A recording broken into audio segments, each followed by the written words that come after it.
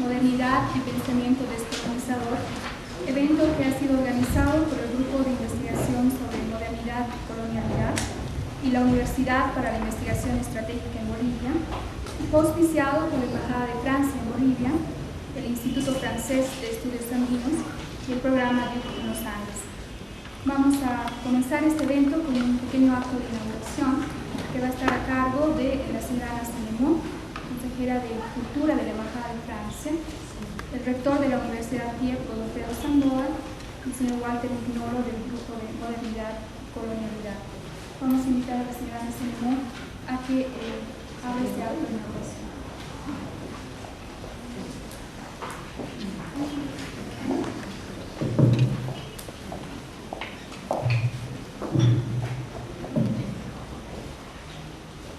Buenos días a todos. Tengo el honor, a nombre de la Cooperación Francesa en Bolivia, de inaugurar este seminario internacional Modernidad y Pensamiento Descolonizador, organizado por el PIEB, el IFEA, el IRD, todos que se han nombrado Nadia, y el programa Duke en los Andes, por supuesto, y de dar la bienvenida a este grupo selecto de analistas y pensadores quienes durante los 2 próximos días se darán a la tarea de propiciar un intercambio en estos momentos de reflexión particularmente importante para el país. El seminario analizará geopolíticas de conocimiento en la región andina, teniendo como temática central la dialéctica entre modernidad y colonialidad. El grupo de intelectuales invitado a este evento se reúne anualmente para profundizar en el diálogo iniciado hace ya 5 años en torno a esta temática. Este año han sido incorporados intelectuales bolivianos y tenemos el orgullo de acoger este encuentro en La Paz. Se parte del principio que la modernidad y la colonialidad van juntas. De este modo, no se concibe la modernidad sin la colonialidad, aun cuando los discursos elaborados desde la perspectiva de la modernidad olvidan la colonialidad o la presentan no como un fenómeno constitutivo, sino derivativo.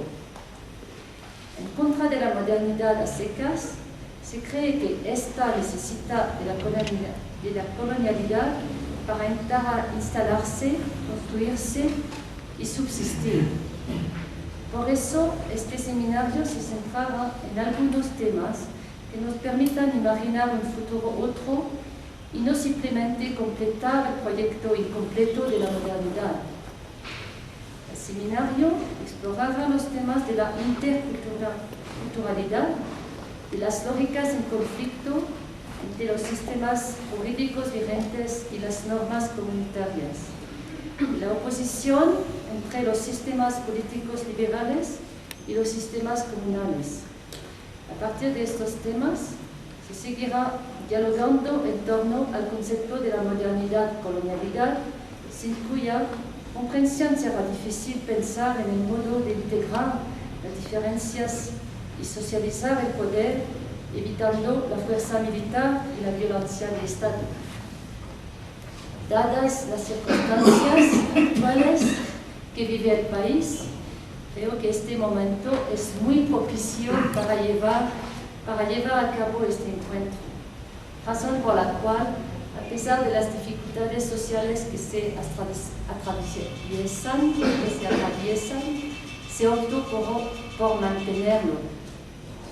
Quiero agradecer a nombre de las instituciones organizadoras la participación de cada uno de los panelistas y desearles que en el diálogo que se logre instaurar durante estos 2 días sea fructífero y enriquecedor. Muchas gracias.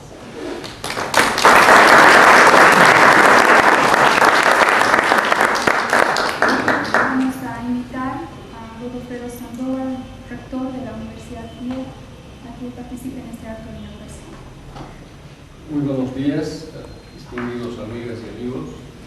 reiterarles la bienvenida a nombre de las instituciones que organizan y patrocinan este importante seminario sobre modernidad y pensamiento descolonizador. Mención especial de bienvenida a los destacados investigadores y profesionales que nos visitan, Enrique Larreta y José de Sousa Silva del Brasil, Catherine Watts y Edison León del Ecuador, Javier Ricard del Perú, Walter Piñolo, Javier Sanginés, Jimena Soruco y Marcelo Fernández del grupo de la Universidad de los Estados Unidos, que participarán en el seminario exponiendo sus trabajos y reflexiones sobre temas de mucha actualidad e importancia para el país. También dar la bienvenida y agradecer a nuestros amigos intelectuales, investigadores y profesionales bolivianos que de diferentes regiones van a estar presentes tanto hoy como el día de mañana, también presentándonos sus trabajos, sus reflexiones sobre el tema de modernidad y pensamiento descolonizador.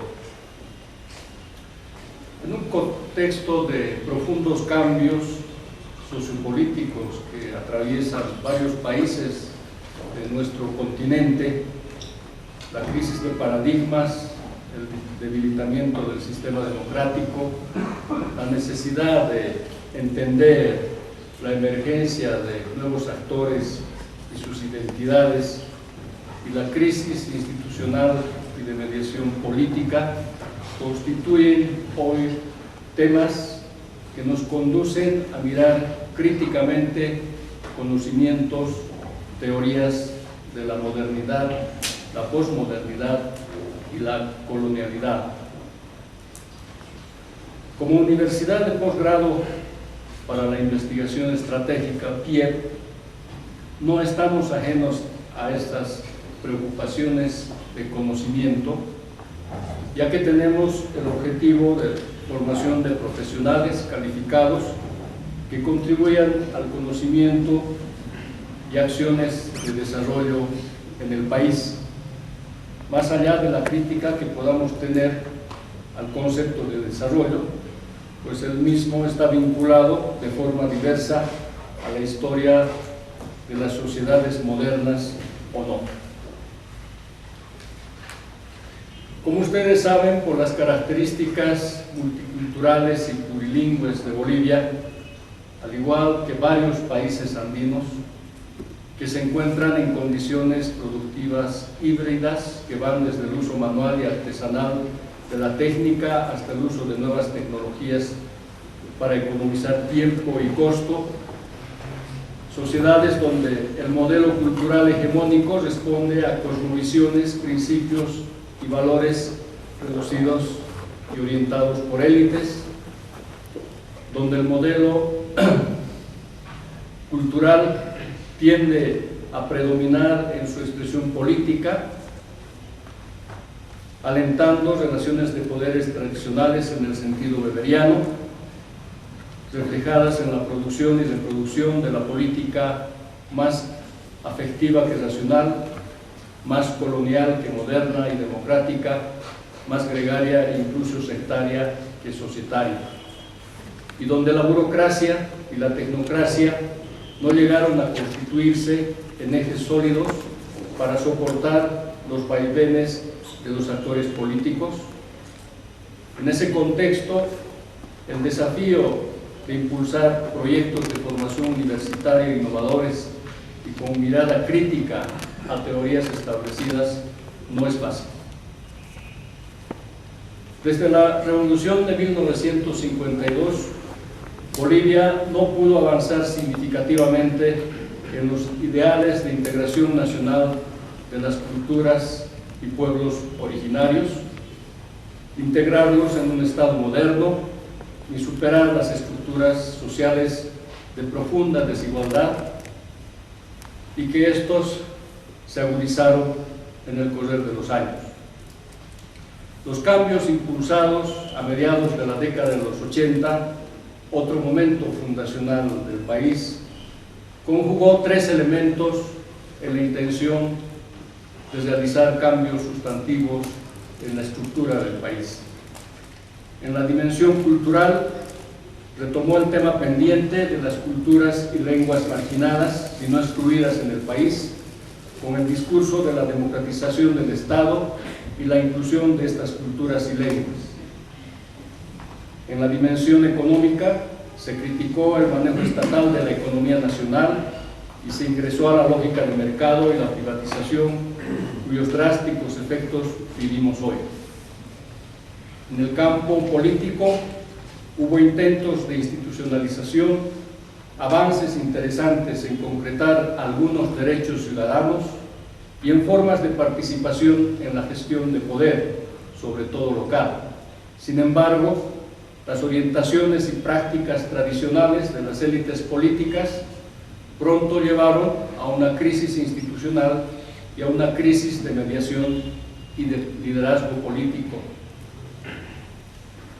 Estos tres elementos, económico, político y culturales, en su desempeño crearon condiciones para la apertura interna de fronteras culturales y geográficas, para la emergencia de nuevos actores con identidades no tomadas en cuenta en el modelo cultural dominante, con demandas de derechos ciudadanos negados secularmente por el poder establecido y con voluntad de participar en la gestión del poder público.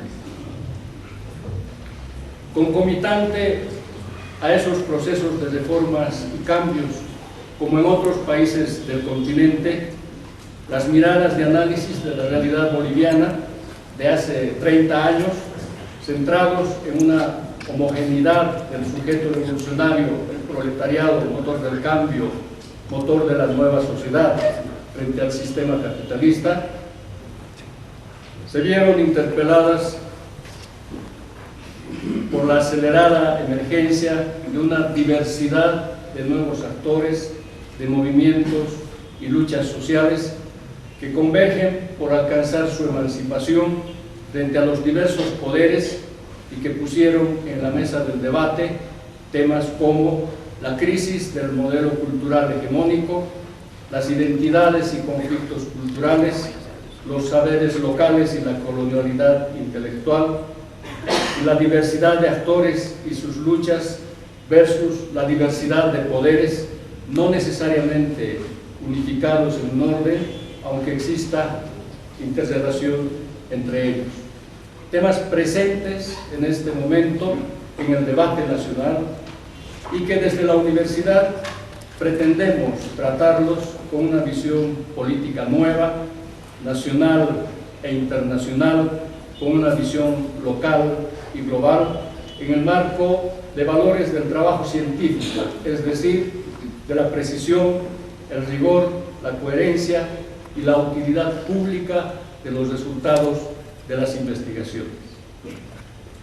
Y qué feliz coincidencia este seminario sobre modernidad y pensamiento descolonizador para compartir análisis, intercambiar ideas, debatir puntos de vista sobre estos temas con tan destacados profesionales que nos honran por su visita. Por ello, la Universidad PIE y los coauspiciadores deseamos el mayor de los éxitos al desarrollo de cada uno de los temas y las contribuciones de cada uno de los participantes, así como las conferencias magistrales de este seminario, a disposición para orientarlos en el desarrollo de los diferentes momentos de este seminario. Y nuevamente, desear el mayor de los éxitos a este seminario. Muchísimas gracias.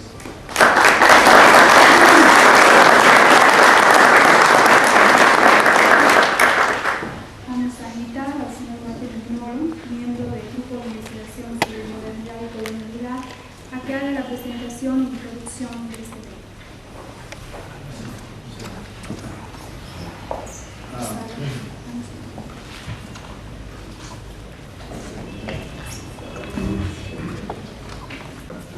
introducción sobre lo que es este grupo Modernidad y Colonialidad. Pero antes de ello quisiera agradecer y recordar a Juan Javier Sanguínez. Yo en este momento tengo dos sombreros, ¿no? El sombrero de director académico del Duque de Andes y el sombrero de miembro del grupo Modernidad y Colonialidad. Cuando iniciamos el Duque de Andes con Javier, en el 95, cuando Bolivia ganaba el fútbol, organizamos una conferencia primera con el Pier, y en el inconsciente parece que el trabajo fue quedando, se fue desarrollando, y hoy volvemos con nuevos ímpetus, ¿no es cierto?, a organizar conjuntamente otra reunión. Y espero que siga para adelante. De modo que estoy muy halagado, contento, honrado por esta situación. Mi tarea aquí entonces es darles una idea de este grupo, de este proyecto, llamémosle así, Modernidad Colonialidad. Mi presentación tiene tres partes: una breve historia, segundo, una estructura conceptual básica del grupo, y la conclusión, que yo le llamaría el desmarque, como en el fútbol. Desmarque, ¿por qué? Vayan pensando. ¿Cuál es la diferencia entre el des y el post? Entonces, el des no entra en el paradigma del post. El paradigma del post, moderno o postcolonial, es un paradigma atrapado en la linealidad cronológica ascendente de la modernidad eurocentrada. El des es el pensamiento que surge allí donde esa modernidad no esperaba que surgieran pensamientos, porque esa modernidad es precisamente la que cristianizaba, civilizaba y democratizaba. Pero el pensamiento venía de ese centro de poder que es el post, que es la modernidad, que es la posmodernidad, que es la poscolonialidad, que es el postestructuralismo. Entonces, el pensamiento decolonizador es el pensamiento del desmarque, del delinking, como le llamaba Samir Amin, del desprendimiento, como le llama Quijano cuando empieza a hablar de la colonialidad. Bien, esta es mi orientación. El grupo se formó, el proyecto se formó, no es que nos reunimos un día y dijimos vamos a formar un grupo, un proyecto, no. Se formó así, de gente que estaba trabajando en problemas semejantes y que un día nos reunimos en Canadá en el 98, convocado por Edgardo Lander de Venezuela, en el Congreso Internacional de Sociología. Estaba Escobar, estaba Quijano, estaba yo, estaba Coronil, y ahí empezó a surgir un interés. ¿Por qué no nos reunimos de nuevo?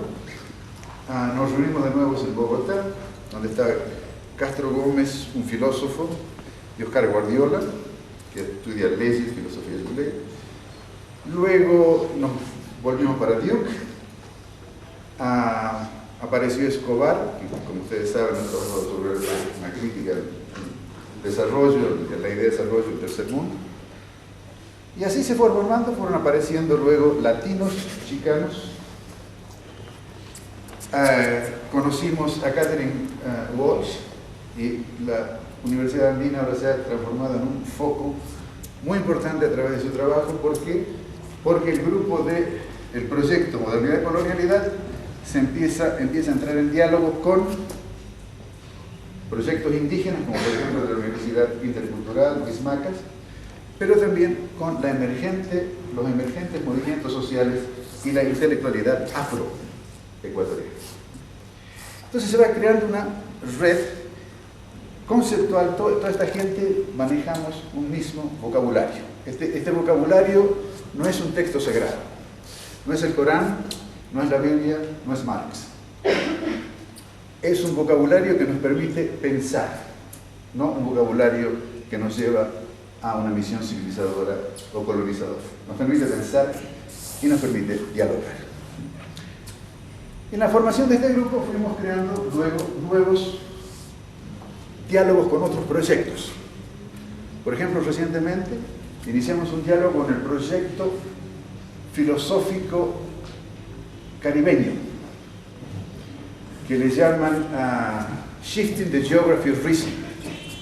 O sea, cambiar, shifting como en el auto, ¿no? Cuando uno cambia velocidad, ¿ya? Se desplaza a otra vez.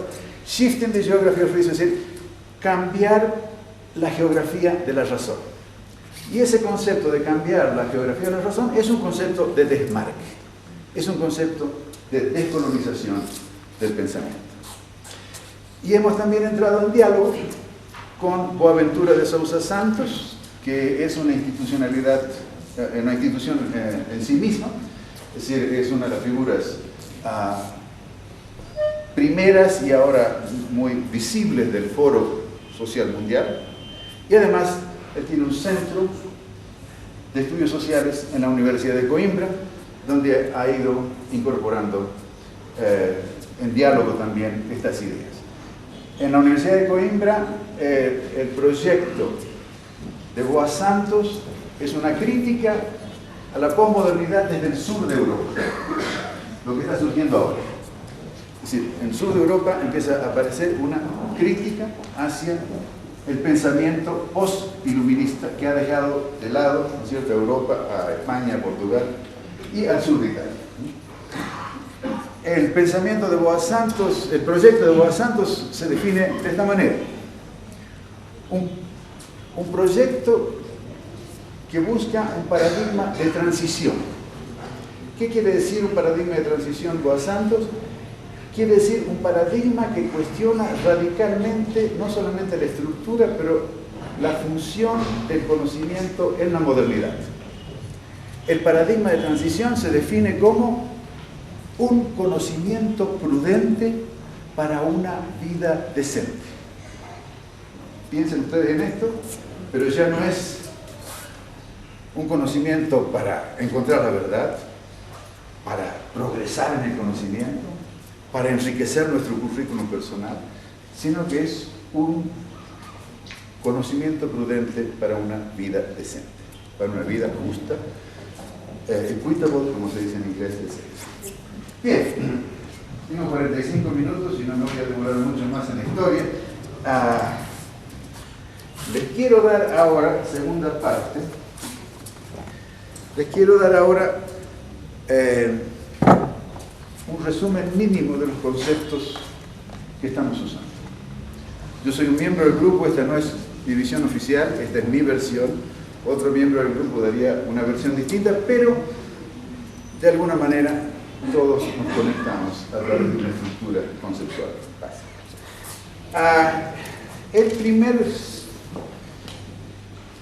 Lo primero sin duda es modernidad, colonialidad.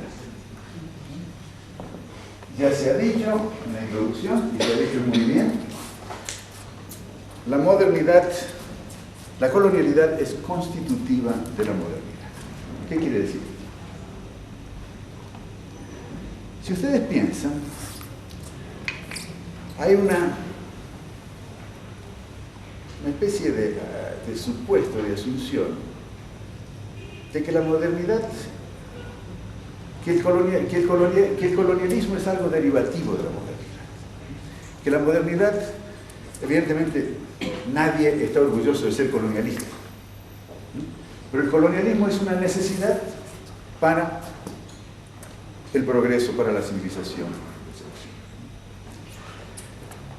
Entonces, lo primero que tenemos que hacer es distinguir colonialidad de colonialismo. Colonialismo son momentos específicos: colonialismo hispánico, colonialismo inglés, el colonialismo muy particular de Estados Unidos después de la Segunda Guerra Mundial, hasta hoy, colonialismo francés. Ahora, ¿qué diferencia hay entre esto, digamos, si el colonialismo inca, o el colonialismo otomano, o el colonialismo ruso? Yo diría que lo que distingue el colonialismo español, inglés, americano, francés de los otros es que son dos cosas. Número uno, que es un colonialismo que va junto con la formación del capitalismo. El Imperio Otomano no es capitalista. Y cuando quiere entrar en capitalismo, ¿qué le pasa? Termina desintegrándose en 1922. El Imperio Ruso no es capitalista. Catherine y Peter de Krupp lo quieren hacer capitalista cuando entran en el siglo XVIII. Lo quieren modernizar. Pero ¿qué le pasa a Rusia? Le viene la Unión Soviética, que mantiene el imperio, ahora marxista, pero ¿qué termina pasándole? En 1989 le pasa lo mismo que le pasó a Turquía. Es decir, la colonialidad, modernidad, ha terminado por romper, desintegrar los imperios enemigos. ¿Y los ha transformado en qué? En Estados-nación. Entonces, el Estado-nación es un instrumento de colonialidad frente a los, digamos, no los enemigos, sino quienes molestan el proyecto de modernidad. Es decir, el Estado-nación se convierte en un instrumento fundamental de los imperios cristianos capitalistas occidentales. Y es la modernidad, colonialidad, define eso. La colonialidad se distingue también del colonialismo, porque China no fue colonizada, ¿no? Japón no fue colonizado, pero no se pudieron escapar a la modernidad colonialidad. Desde 1848, China entra de alguna manera, se enfrenta, tiene que enfrentarse. Piensen ustedes, ¿qué relación hay hoy entre los movimientos sociales en Bolivia, los movimientos sociales en Ecuador, Kirguistán, Líbano, Ucrania? Todos tienen algo en común, que están volteando presidentes. Pero ¿cómo explicamos la conexión entre estos? Y es ahí donde el concepto de colonialidad empieza a ser fundamental para entender lo que está pasando en el mundo hoy, conectado a través de una lógica, la lógica de la colonialidad, que es una lógica imperial de dominación. Bien, esto en general. Déjenme ahora ir un poco más despacio y más específica. Yo diría que podemos entender esta dupla como la retórica de la modernidad y la lógica de la colonialidad. La retórica de la modernidad es visible, la lógica de la colonialidad es invisible. La retórica de la modernidad es una retórica de salvación. Salvación por conversión, nosotros lo sabemos muy bien en las Américas. ¿Sí? Salvación por civilización, y esta fue la misión civilizadora de los franceses, los ingleses cuando tomaron el poder imperial en el siglo XIX. Salvación por el desarrollo después de la Guerra Mundial, y salvación por la democracia de mercado, que es uno de los proyectos del presidente Bush. Mientras esta retórica, es decir, y nuestra tesis es de que si la modernidad, si la colonialidad es constitutiva de la modernidad, entonces esta retórica de la modernidad está ocultando constantemente la lógica de la colonialidad.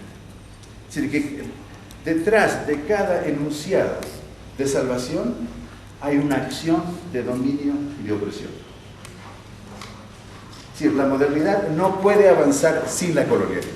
Por eso, como les decía antes, si tenemos que completar el proyecto incompleto de la modernidad,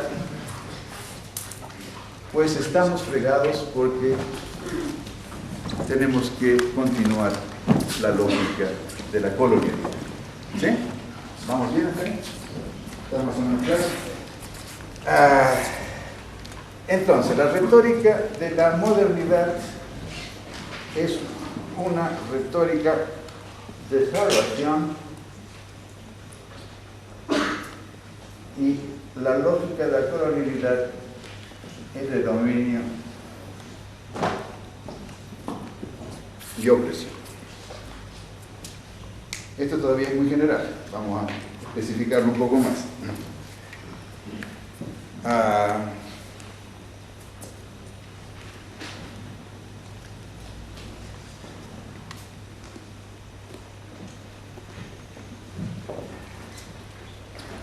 La lógica de la colonialidad la podemos visualizar, describir como una matriz colonial de poder.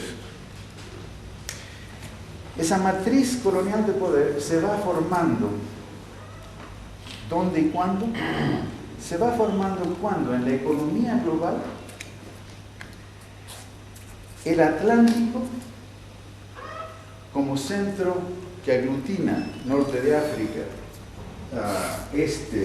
digamos, Bagdad, y sur de Europa, Venecia, Génova, Florencia. Y ahí están los banqueros genoveses, ¿cierto?, prestándole dinero a Carlos V. Cuando esa economía empieza a ser desplazada, ¿por qué? Por la economía del Atlántico. La economía del Atlántico, no inmediatamente.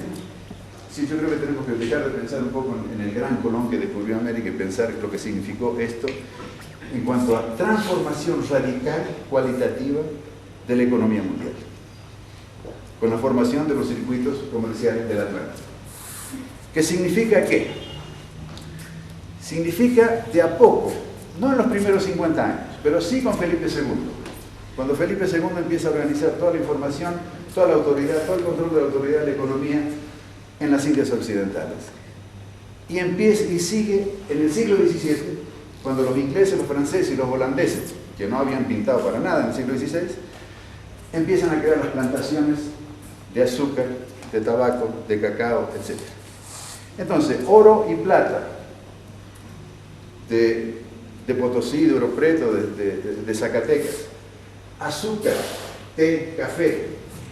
Tiene que una economía muy fuerte. Entonces, en la matriz colonial de poder hay, en primer lugar, que considerar el control de la economía. ¿Qué significa el control de la economía? ¿Cómo lo podemos ver? Hay dos elementos fundamentales, radicales de transformación en el siglo XVI. Masiva apropiación de tierras. Esto ya estaban las bulas papales, los cristianos ya se estaban apoderando de las tierras, pero con el descubrimiento de América, el requerimiento, masiva apropiación de tierras, que se los dan a los encomenderos, etc. Y masiva explotación del trabajo. Cuando los indios se van muriendo, se empiezan a venir los esclavos negros. ¿Para qué? Para producir mercaderías para el mercado mundial. No, nunca esto había ocurrido. Había un mercado. Sin duda, había mercados desde Bagdad hasta Beijing, Fez, Venecia, etc. Pero no había un mercado que se iba constituyendo como el control, que se va constituyendo como el control de la economía global. Pero esto significa dos cosas. A la vez que se forma una estructura económica nueva, se destruye otra forma económica. Se destruye la economía inca, se destruye la economía azteca. Y esto yo no quiero decir que el imperio inca, el imperio azteca fuera el mejor. Lo que quiero decir es que lo que pervivió, lo que estamos viviendo hoy, es esta matriz colonial de poder que procede destruyendo e imponiendo. Controlando la economía. Vayan pensando ustedes en todo lo que digo aquí en el siglo XVI. Vayan trasladándolo a Irak. Control de la autoridad. ¿Qué ocurre? Empiezan todo el sistema, digamos así, político, institucional español, se empiezan los virreinatos, las alcaldías, etc.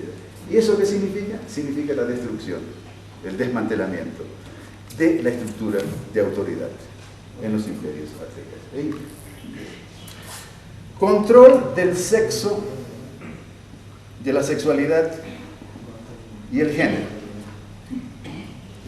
¿Qué empieza a ocurrir? Que el modelo, digamos así, heterosexual de familia cristiana empieza a ser controlado a través de las nuevas instituciones, la iglesia, etc.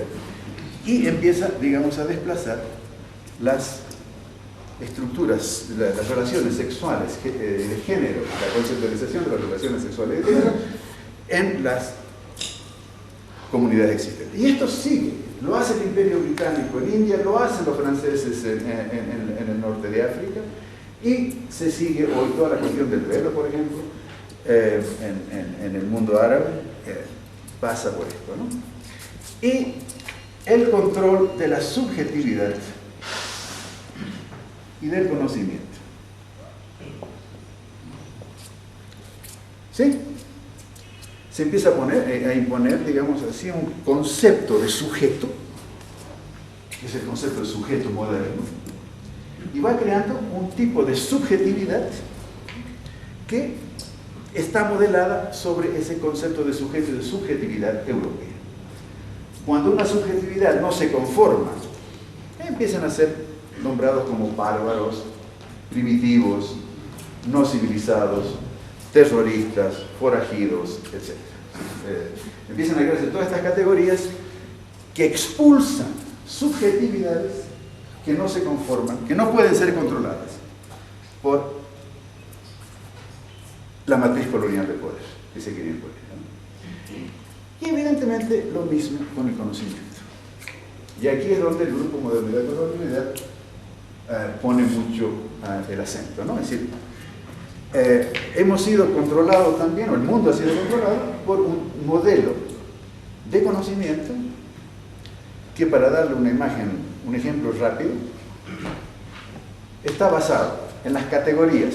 Categorialmente está basado en el griego y el latín, y está traducido y ampliado, expandido por las 6 lenguas imperiales de la modernidad.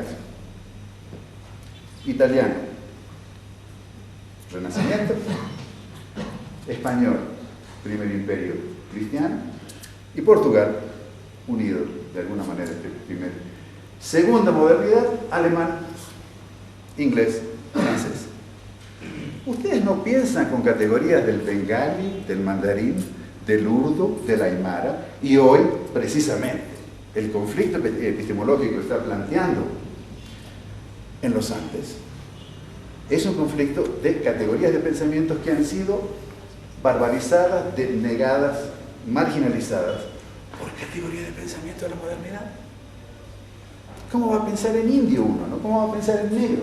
¿Cómo va a pensar en chino? No. Y ahí es donde empieza a emerger lo que yo he llamado pensamiento fronterizo, que Edison llama, desde la experiencia afroecuatoriana, pensamiento cimarrón, que Catherine Walsh, trabajando con movimiento indígena y movimiento afro, llama pensamiento otro. No importa cómo le llamemos, y le llamemos todas estas cosas. Lo importante es que empieza a aparecer la confianza y la necesidad de una epistemología que se desmarque, que se desprenda, que empiece a descolonizar la matriz epistemológica de poder, que es parte de la matriz colonial de poder. Pero necesitamos hacer esto para construir nuevas teorías políticas y nuevas políticas económicas. Y ahí es donde el desarrollo tiene sus esplendores, en la medida en que trata de incorporar más gente, y tiene sus miserias. ¿Por qué? Porque el desarrollo es un concepto y una práctica que queda atrapada dentro de la lógica imperial de la modernidad. Bien, siguiendo por este lado, yo diría que aquí entramos a dos dominios en que estamos trabajando ahora en el grupo, que es la colonialidad, descolonialidad del saber. Sí, cuando se coloniza con todo el paquete. Es decir, la matriz colonial de poder no es solamente el control de la economía y control de la autoridad. Es control de la subjetividad y control del conocimiento. Entonces hay una colonialidad del saber y hay, bueno, digamos que hay una colonialidad del ser y una colonialidad del saber, que es necesario trabajar para descolonizar. Bien, me quedan 20 minutos, más o menos. Muy bien, ¿no?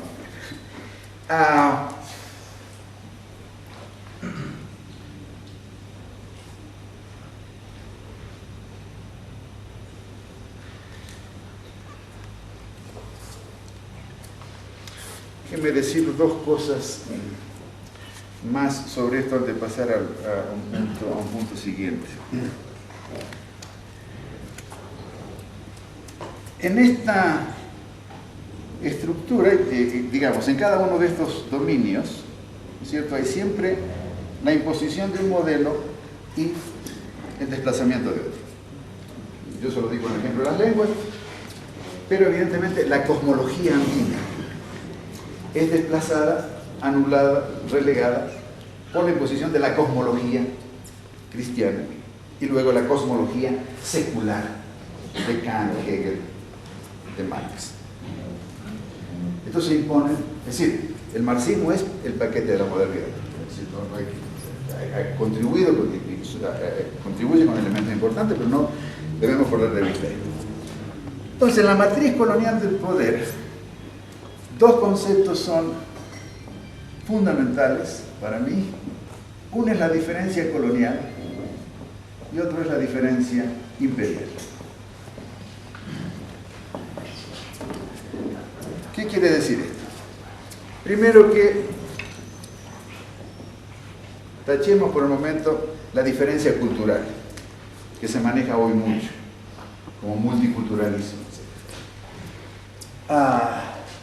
Porque nos hace aparecer a todos iguales, ¿no? Bueno, todos tenemos culturas distintas, no comemos carne, o tenemos distintos rituales, etc. Y el generoso Estado imperial hoy trata de acomodar a todo el mundo controlando el poder. Lo que es importante aquí no es la diferencia cultural, sino la diferencia colonial. ¿Qué es la diferencia colonial?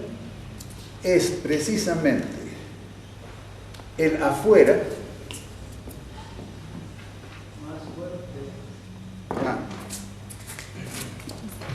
es el afuera, perdón, es el afuera que construye la retórica de la modernidad. No hay un afuera ontológico, los bárbaros no están allá afuera, esperando que lleguen los civilizados. Los bárbaros es una construcción de la retórica de la modernidad. Es un afuera construido para afirmar el adentro. Entonces, la diferencia colonial entraría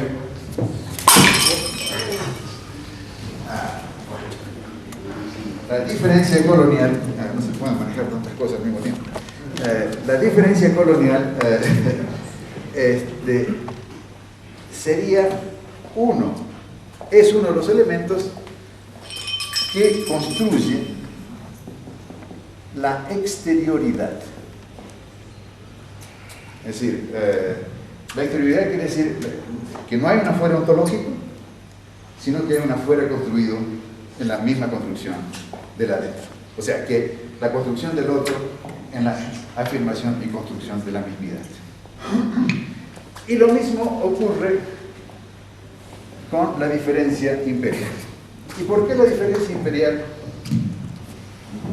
Bueno, pero antes de pasar a la diferencia, ¿cuál es la base dicha y no dicha de la diferencia colonial? Es el racismo. ¿Qué te parece una película mundial?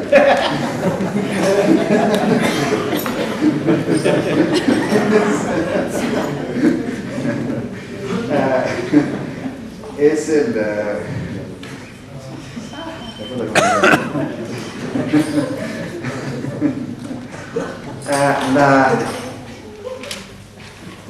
el fundamento filosófico de la diferencia colonial es el racismo. ¿Qué quiero decir con el racismo? No se confundan ustedes, no se dejen llevar por la retórica de la modernidad y creen que el racismo es una cuestión de piel. No, el racismo no es una cuestión de piel. La piel es una justificación del racismo, como es la sangre, la pureza de sangre, o como es la religión, o como es el nacionalismo, o como son las lenguas. Sí, el árabe, ¿no es cierto?, no es una lengua hoy considerada. Es decir, el racismo consiste en la denegación de la humanidad de ciertos sectores de la población del planeta. La piel, la sangre, son excusas. Entonces, la diferencia colonial es el discurso que construye la otredad como inferioridad, como incapacidad, como incompetencia, que hay que, evidentemente, llevar al grado de civilización. Y ese es el racismo. Ese es el racismo que se funda en la economía del Atlántico y que llega hasta ahora. Entonces, ¿por qué necesitamos la diferencia imperial? Bueno, la diferencia imperial necesitamos porque los chinos no fueron colonizados, los rusos no fueron colonizados, los japoneses no fueron colonizados. No obstante, ninguno de esta población pertenece al club. No son miembros del club. ¿Qué se dijo cuando Japón ascendió después de la victoria con Meiji Restoration, después de la victoria china en 1895, y empezó a ser un imperio? Fue un imperio amarillo, no un imperio blanco, católico protestante. Y los rusos son blancos los rusos, Kamala, pero son ortodoxos. O sea que es un imperio eslavo que, como bien lo marcó Huntington, trazó la línea, ¿no es cierto?, la línea del conflicto de civilizaciones, dividiendo por un lado Islam y cristianismo ortodoxo y por el otro lado cristianismo occidental. Entonces necesitamos la diferencia imperial para ver cómo la colonialidad, la matriz colonial del poder, opera hoy planetariamente. Pero la matriz colonial, la diferencia imperial, está también teñida y modelada por la diferencia colonial. ¿Por qué? Por el racismo.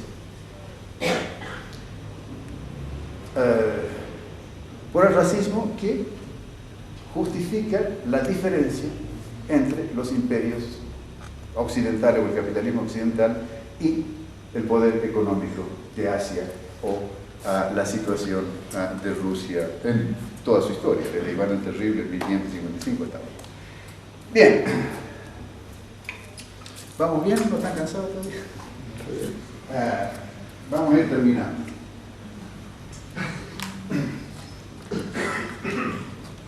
Esta retórica de la modernidad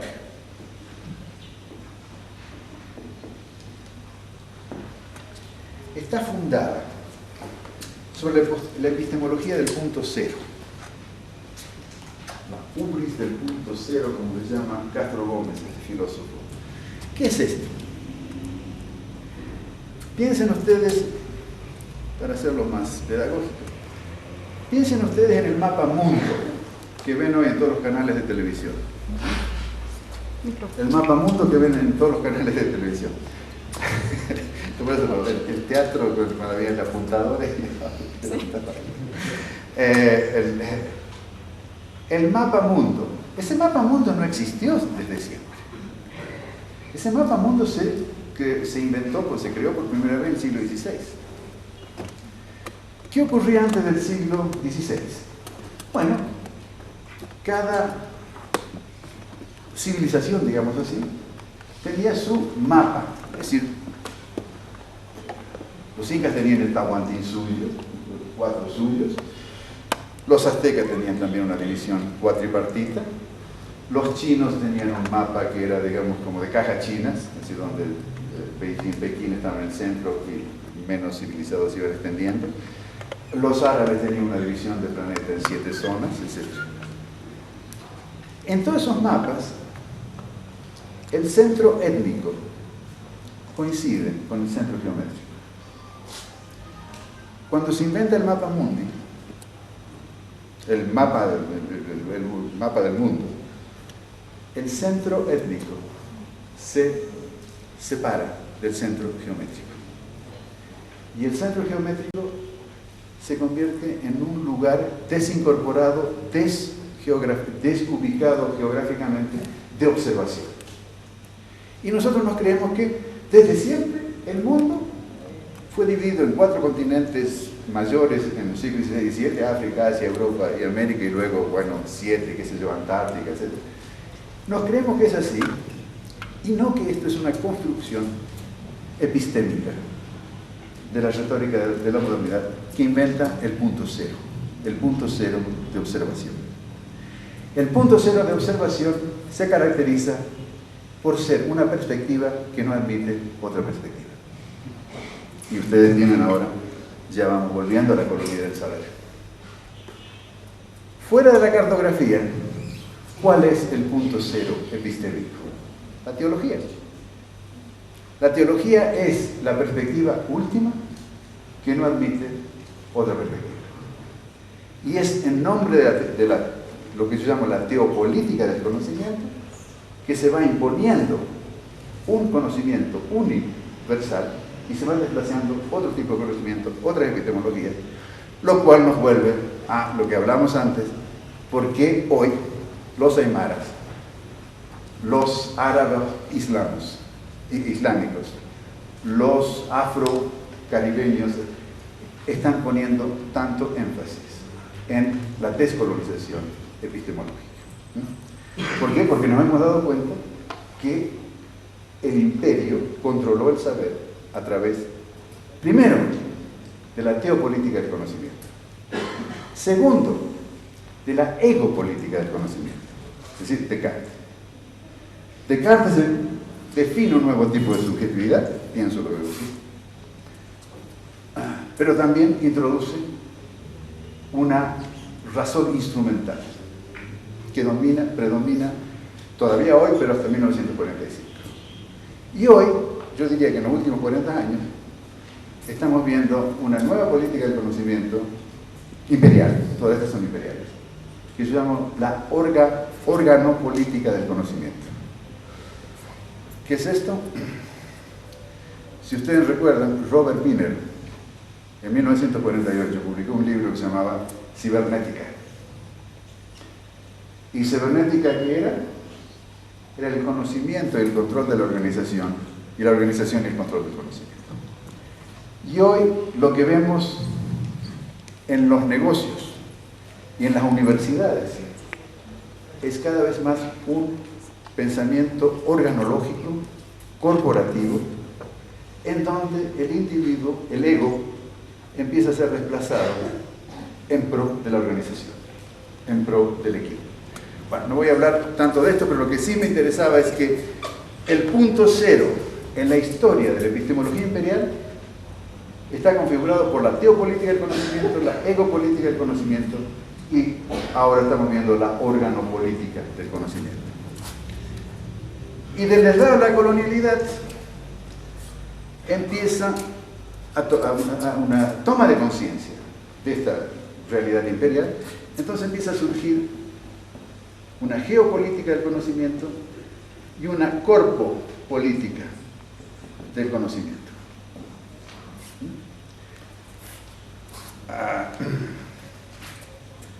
¿Qué quiere decir esto? No es que el conocimiento esté determinado geográfica o históricamente. Que empieza a aparecer un tipo de epistemología afincada sobre una historia local que es, en los últimos 500 años, es una historia imperial colonial. Es una historia en donde la matriz colonial del poder se fue imponiendo y fue relegando. Entonces, ahora es una especie de vuelta, no de post, pero de es decir, de descolonización. Y la geopolítica del conocimiento quiere decir dos cosas. Una es la afirmación de un tipo de epistemología que empieza a surgir de una historia que no es la historia europea. Digamos, la historia europea tiene su derecho a hacer su epistemología, eso no es. Pero no tiene ningún derecho a imponer esa epistemología como válida para todo el mundo. Entonces ahora están surgiendo epistemologías geohistóricamente, es decir, surgen de esa perspectiva. Tomen lo que llamamos América Latina, que tenemos que repensar. Toda la cuestión de la modernidad-colonialidad surge ¿de qué? De una experiencia colonial de los criollos mestizos inmigrantes. Yo soy italiano. Dussel es descendiente alemán. Quijano es mestizo. Castro Gómez es mestizo. Es decir, surge un pensamiento geohistóricamente marcado en la colonialidad por esa historia. Es decir, cómo los criollos mestizos inmigrantes disidentes empiezan a pensar críticamente esa historia. Pero lo mismo están haciendo ahora los indígenas y los afros. Entonces ya América Latina no tiene una historia, tiene varias, al menos tiene 3 tipos de historia. Y de esos 3 tipos de historias van surgiendo proyectos políticos, epistémicos, políticos, de descolonización epistémica y de descolonización política. Ahora, ustedes ven cómo la geopolítica del conocimiento está mezclada con la corpopolítica del conocimiento. Perdón, me olvidé decir una cosa. La geopolítica del conocimiento, por un lado, es afirmación,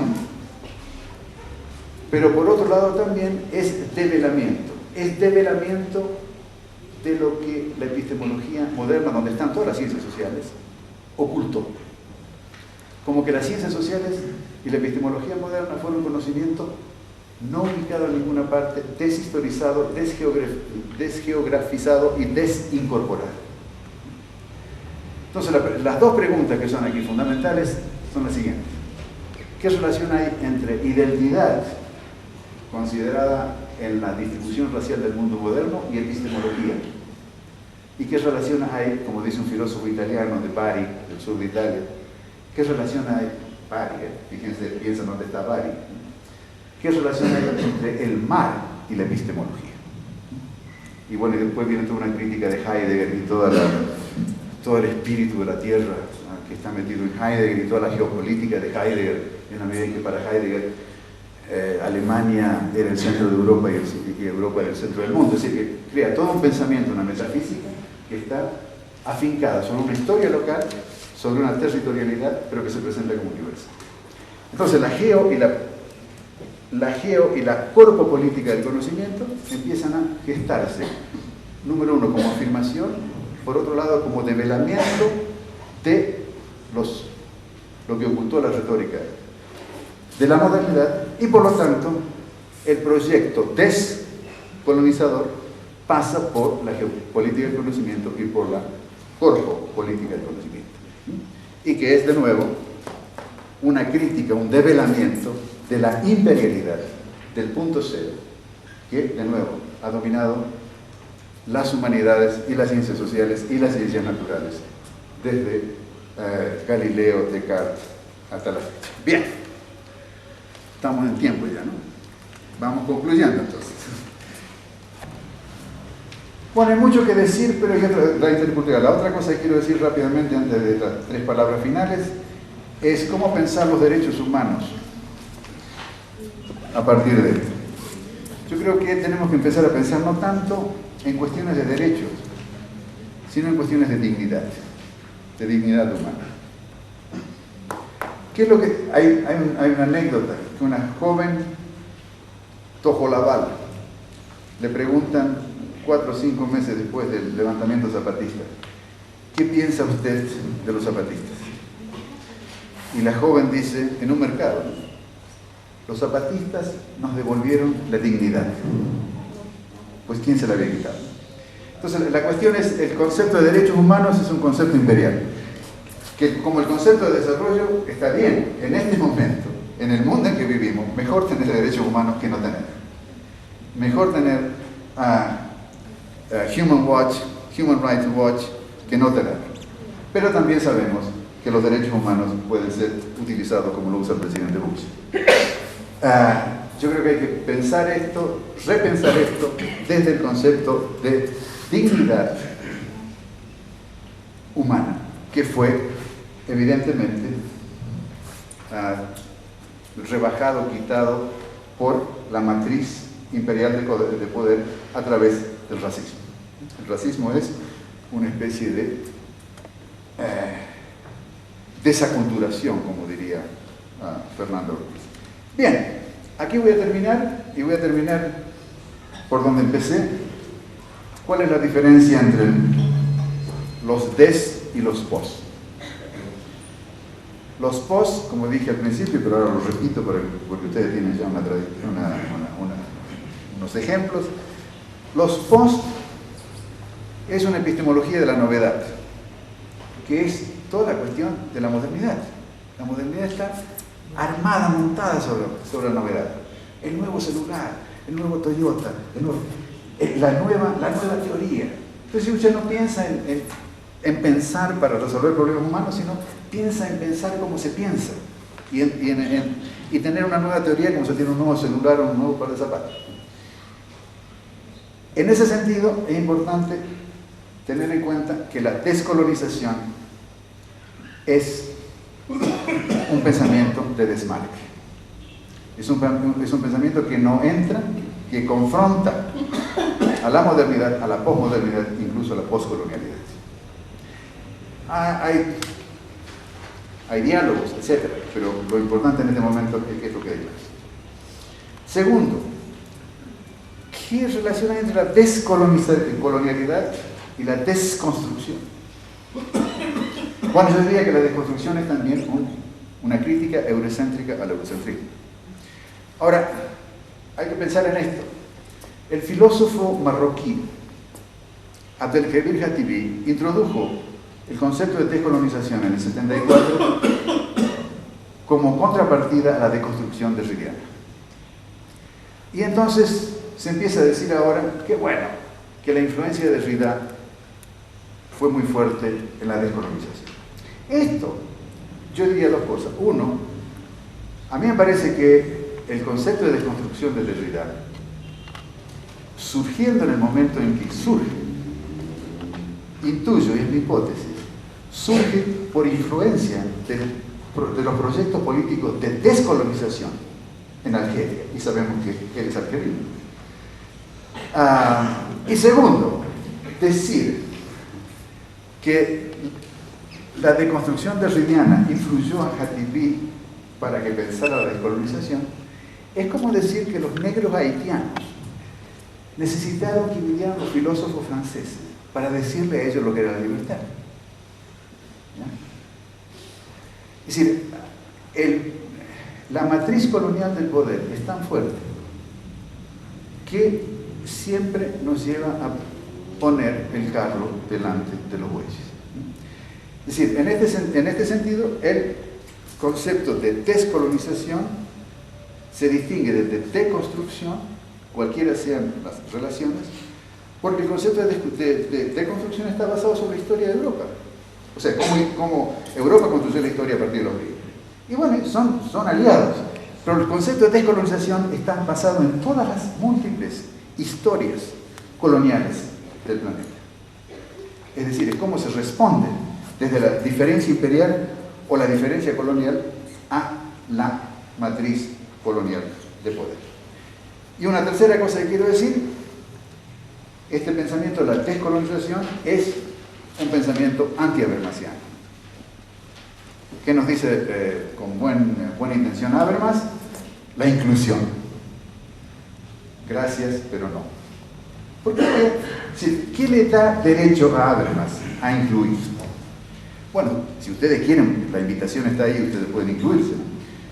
Pero el pensamiento de la descolonización es un pensamiento del desmarque y es un pensamiento de construcción de nuevos modelos de vida, de subjetividad, de conocimiento. Y luego podemos hablar con el señor Habermas e influir, invitar a los alemanes que se incluyen en este mundo que se están construyendo en otras partes. Y esta es la cuestión de la modernidad y el pensamiento descolonial, tal como lo estamos viendo en este grupo de trabajo. Muchísimas gracias.